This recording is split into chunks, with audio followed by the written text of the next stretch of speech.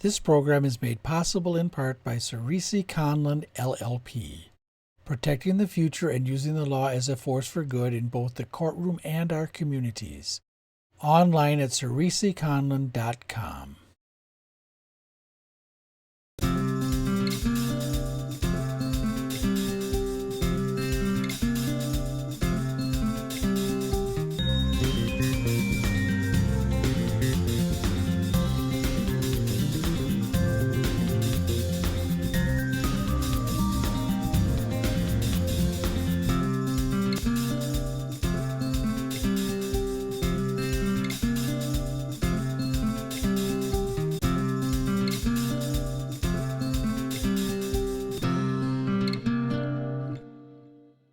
Hello and welcome.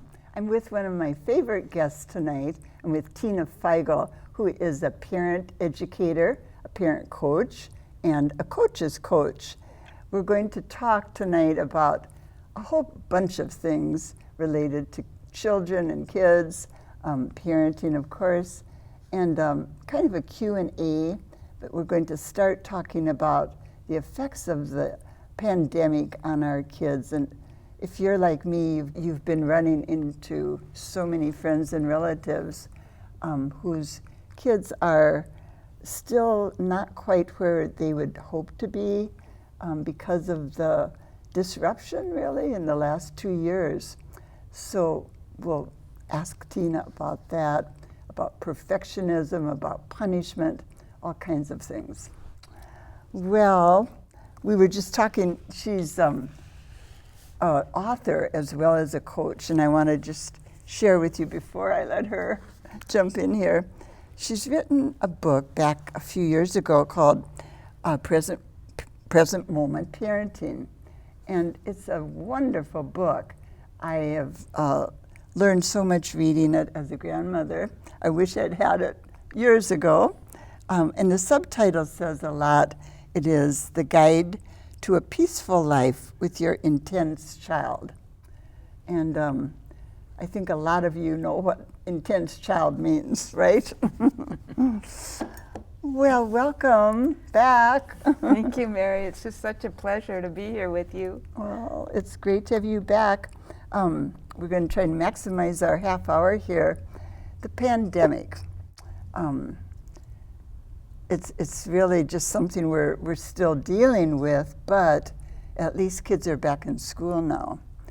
But what do you see as some of the repercussions that we're still dealing with as parents and educators and family members? Well, I think one of the major repercussions is that kids have been developing and they missed this year or year and a half of social development with their friends, which I think for a lot of kids who might have felt a little bit anxious about being with other people in the first place, it just doubled down on their symptoms of anxiety, that they're just not sure of themselves in a group of their peers. And then they're also still suffering a bit from not having been in classrooms, not having had to answer to the teacher and listen carefully and do all the instructions and everything, and the switching from one room to another. It's all stuff that they're still feeling the effect of having missed that period of time in their development. Do you think that kids can catch up? Or is that kind of a loss? Well, I think that they definitely can catch up, and there is a loss, and many kids can catch up, and many kids have caught up just beautifully. But already. Yes. But we also have to think about the fact that at any time you can still get sick and kind of need to stay home, and your whole family might get it, and some kids are still fearing that, and some adults are still fearing it, and so they're picking it up from their parents or their teachers or whoever takes care of them at a given time. Daycare providers still were being cautious, or we're still testing, we're still taking temperatures, so it's one of those things that kids in this generation are just going to be living with, I think. And because of the loss, their anxiety goes up, but worrying about having this happen again is another thing on their current anxiety list too, isn't it? Absolutely. Yeah. Because we could get a variant that is like Delta, that could be really tough on people. So one of the groups, of course, that was toughest on were teachers. And that really impacts the kids today too, doesn't it? Because we've lost some of the good teachers, got out of teaching. Yes. Yes, and that has really caused a huge disruption in the school systems. Mm-hmm. And some new teachers are being hired, but not enough. And people are choosing not to even go to school to become a teacher in this era. Yeah. So we're going to just see a huge shift again in the next several years with a lot of change for kids. And they're resilient in many ways. They can adapt to things, but it is not the world that they started out in by any stretch of the imagination. No, and I feel so sad, in a sense, for some of the things they've missed out on. Especially, it's probably hardest on the little kids, I'm guessing. Would you agree? Well, it really depends on the child. I think some teenagers are struggling mightily too, and middle schoolers too. So I just think it just really depends on the makeup of the child, the environment in which they're living. I mean, we still have poverty, we still have separated families, we still have all the things we used to have with this on top of it. I think, we know, most of us are really aware that the middle school years are already anxious kind of years, just with what kids are going through, changes in their body, changes in their just understanding of the world. Mm-hmm. So I really felt especially sorry for those kids. But then the older kids, as you said, some of them have had a real hard time realizing they miss some of the big marking traditions of high school. That's right. So. And I'm talking to a lot of parents these days of children who should be launching that are having a really hard time. They're either looking at graduation coming and it's been really rough for them, or they have graduated and they're still living in the basement and not really doing their applications, not really writing their essays or looking for work. Maybe they have a part-time job, but they're sort of frozen. A lot of the parents that I talk to have had that issue arising. So what do you do as a parent of someone who is frozen? Well, there are lots of wonderful things you can do, that's why I love my job, because it's not hopeless ever, And one of the things is to just stop having expectations, because I think those feel like an anvil around their neck, And to just help them to be who they are in this moment without any judgment.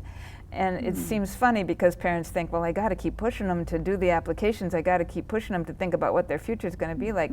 But the moment they stop, then the kids can kind of what I call bubble to the surface. Because they're on their own. On their own. Because they're not defending themselves against their parents. So the quickest way to get to the future is to be in the present moment with the child in whatever state he or she is, and then to note that if you're seeing the child distinctly in this phase, that's the best assurance of a positive future, is to be present with them in the moment. Well, so that really ties into your book title. Yeah. That was written before the pandemic. Yes. You weren't anticipating it would be used in this way, were you? Right, I wasn't. And as you recall, the book title, Present Moment Parenting. Oh gosh, that's interesting, Tina, isn't it? Yeah. But it must be in your value system as an educator, one of the big core values, correct? It is. It absolutely is, because especially in America, we're very focused on the future of our kids. There are other cultures who look at us and go, what's the big deal about thinking they have to have it all now, And so we are like that. I think it's slowing down a little bit. I think the pandemic has taught us how to slow down and focus on our family lives in That's many been ways. a positive. Yeah, it's a real positive. I agree. I think that is something that more people are aware of the moment. Yeah. Another side effect or repercussion, if we use that word, of the pandemic is the screen addiction, that if your child had a smartphone or any kind of a game kind of thing going before, they're probably into it even more now, right? Seems like it, because they spent that whole year and a half on a screen. And so it became their point of reference for connection to the world. And then the fears of the pandemic have abated, and then their addiction is still there in many cases, because like video games are built to addict the brain. And young brains are much more susceptible to addiction than adult brains. And why is that? Because that's so interesting. The neural pathways are really forming it very fast, and they're getting solidly onto the rut of the game. The brains are very what we call plastic, which means malleable. It's the opposite of what you'd think, but the plasticity of the neural pathways is just really set up for like getting into a deep rut. So getting out of an addiction to your screen, it's not an easy task. It really is not. It? No. What are some tips, Tina? Yeah. We need tips on this. I encourage parents to remind kids that the only reason I'm asking you to get off your machine is that I do not want you to miss your life. Now that sort of takes the person back, Yeah. doesn't it? Yeah, because there's a whole lot of life happening while you're staring at that screen that's really important for you to have, and fun even. You know, we forgot that we could be out on our bikes instead of on the screen. We forgot we could be walking in the woods instead of on the screen, and playing with our friends in the neighborhood instead of on the screen. We sort of just have to remember those things. So I ask parents to plan the screen time with their kids. Include them in the decision making rather than just saying, you only get 15 minutes now. If the kids have made the decision with their parents in advance, they're much more likely to go with the program than if the parents are just standing over there, them saying, get off that screen right now. That doesn't work. It just doesn't work.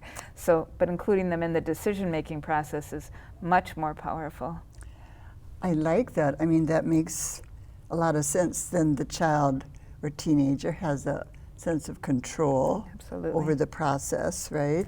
And they're being respected too. Yeah.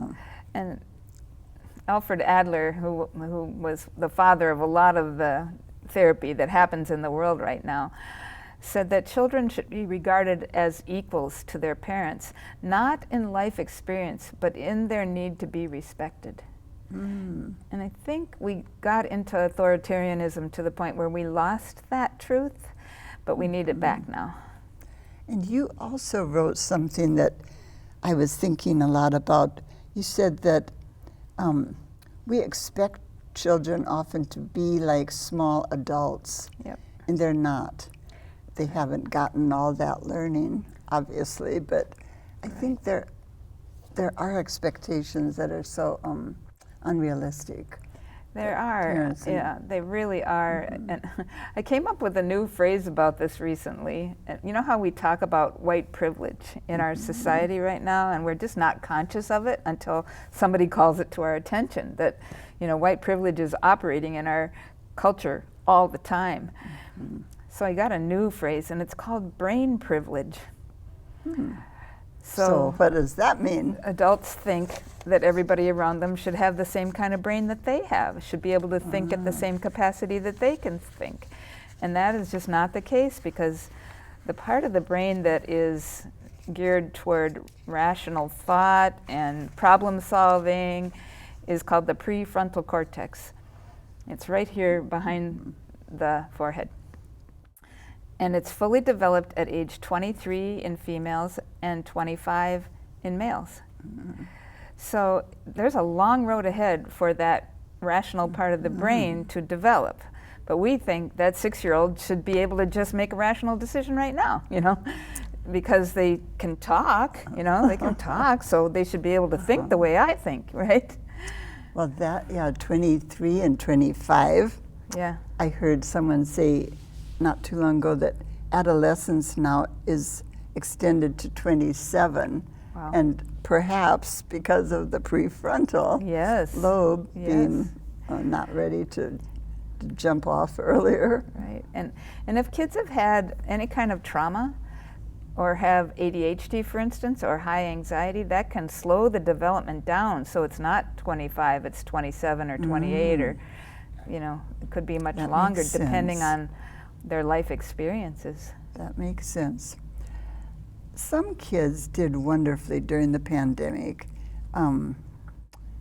Are there any elements when you look at that population of the kids who maybe, we don't maybe say thrived, but handled it beautifully? Mm-hmm. I think a lot of those kids just are self-contained. They just don't need a lot of interaction with the rest of the world, and they actually thrive when they have a lot of time to themselves.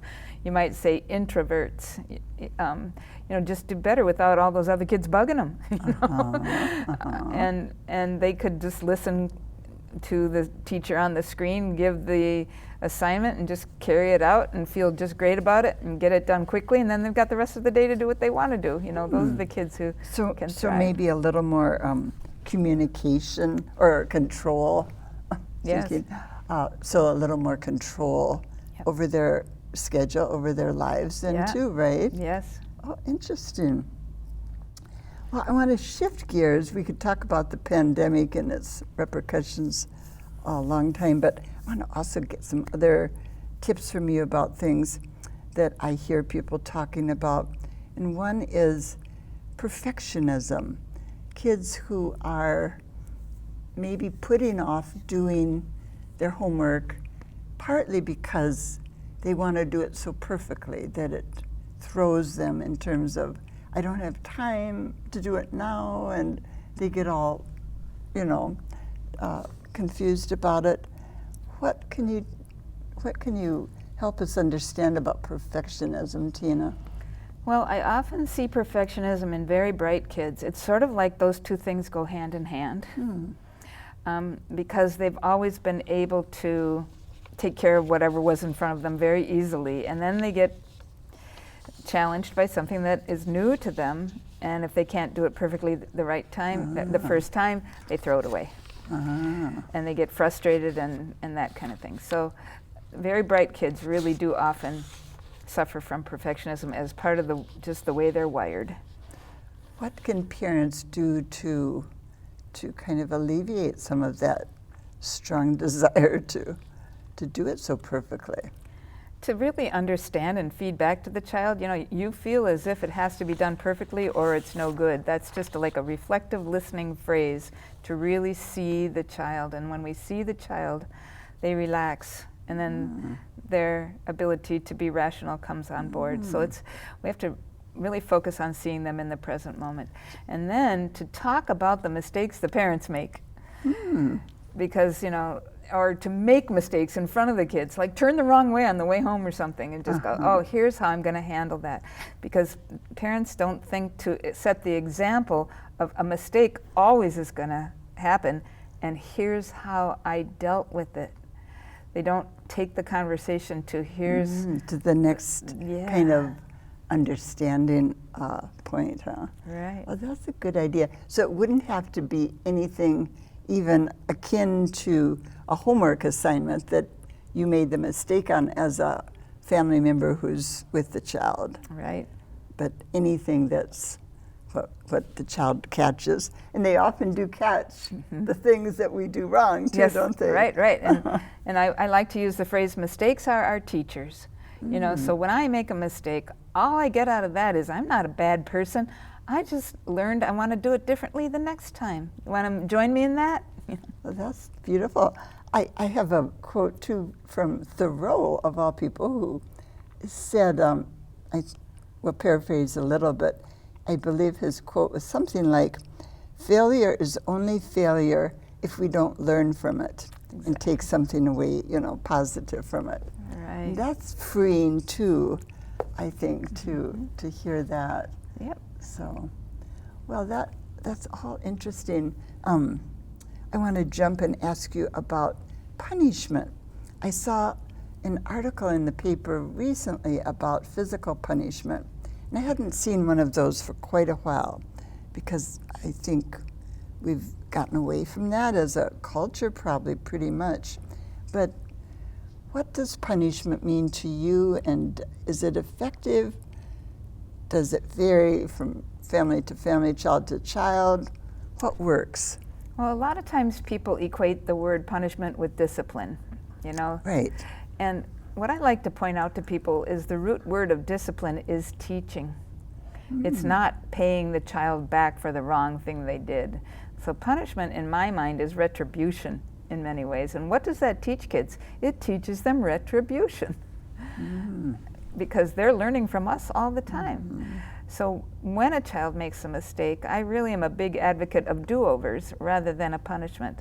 So I have the kids and the parents play out a scene where something didn't go so well, exactly as it happened, except without the actual physical attack, which is usually part of it. And then I have them play out the scene in a way that works better. And that's called a do-over. And I have them practice it before they have to use it. So the child has felt his or her body go through that experience of changing the reaction. Could you give a brief example? Sure, like a child is watching TV and the sibling comes along and grabs the remote and changes the channel, and then there's a big explosion. You know, I was watching that, stop it! And then there's physical fight, you know, too, oftentimes. And so they run through that scene exactly as it happened without the hitting somebody. And then they run through it again, and the child comes up, takes the remote, changes the channel, and then we teach the child who was watching TV how to respond with words instead of being physical, without screaming, you know, just saying very calmly, excuse me, I was watching that. Now I'm going to need that remote back from you, you know. And if they need an adult's help, they go get the adult's help, but they don't have to attack their sibling. Are kids pretty willing to do this? They are. As you've experienced it? Yeah, they are. Okay. They actually kind of really like it because it empowers them to do it differently. And I have the parents emphasize, you're going to stay out of trouble with this. I mean, we're not going to have to yell. We're not going to have a big scene. You're just going to be able to solve the problem on your own, and I won't even have to get involved in it. I remember too, I think in your book, Present Moment Parenting, you talk about not sending the child as a disciplinary measure to his or her room. Am I remembering right? That's right, because it's a minor but a consistent sort of a rejection of the child, you know, like you're not good enough to stay in the room with us because of your quote-unquote bad behavior, when really what they're probably having was more of a physiological reaction. So I'm really big on how does communication affect the child's body physically, what's going on. So the child's having what I liken to a seizure at that time, you know, like the brain kind of comes unwired at the time when they get unglued. And so our first and primary task at this point is to help calm their brains, talk in a soft voice, and not send them away, but help them stay here and solve the problem. And I'm sure that if the family had the tradition of sending them away and then changes to this different pattern, it would be a surprise to the child to not be sent away, but probably a positive, you know, surprise, right? Right. And so you're finding that works? Yes. We have pre and post questionnaires that we give our parents. And so we are finding that every single thing that we measure goes in a positive direction. The relationship between the parent and child, the characteristics of the child, and the behavior of the child all improve after parent coaching. I like your use of the word seizure because that does sort of describe how things can erupt in a family. And that is all brain function. It's really not a moral issue.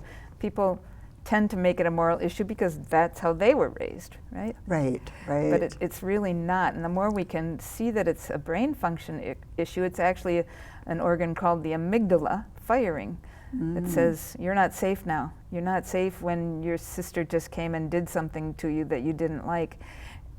So get mom and dad's attention. You are dependent on your mom and dad for your very survival. Get their attention when you're not feeling safe. And safety is a big theme in your writing and in your coaching, isn't it? It really is. Helping the child feel safe. Yep, because a child who feels safe behaves beautifully. A child who feels unsafe, the amygdala is saying, get their attention. And so if the attention is on the negativity, the amygdala doesn't discriminate. It just says, do that again. You got their attention, however it was. And maybe you get it quicker when Yeah. the behavior is negative, right? Yep. I want to give the viewers a way to get a hold of you, Tina, because we're almost out of time here. You're at the Anu Family Services Yes. in St. Paul, Yes. and you're doing one-on-one as well as group work. Yes, Anu is actually all based in Wisconsin, but I'm in St. Paul, and I work from home, and I coach anybody who speaks English from around the world. And then I also train parent coaches. So that's my group work, is I train people to become parent coaches, and I've trained about 650 people so far. Wow, Yeah. wow. I had read 500, so the number is going up, up, up. Yeah, yeah. Wow. But you can have one-on-one Zoom or even just plain old phone. Yeah, Zoom or phone, sure, Okay. whatever works for people. Okay. And they can find your website. Give us the website. Parentingmojo.com. Right, so that's easy. Well, it's been wonderful getting to pick your brain again, Tina. I find her so wise and practical, and giving tips that are not that hard to at least try, you know, and then hopefully have success with. So thank you so much for all you're doing for families and kids, and you must look on your 20-some years of doing this as a real positive experience for you as well as those of us who learn. Right, it's a job that feeds me just as much as anybody, yeah, because I can bet. see the changes and I can predict, you know, that child's future is completely on a different trajectory because the parents simply knew what to do. And they didn't used to know what to do. So I just teach them. It's so wonderful. Oh, that's great. Thanks. Thank you for joining us tonight. I'll be back next week with another topic, another guest. Have a good week.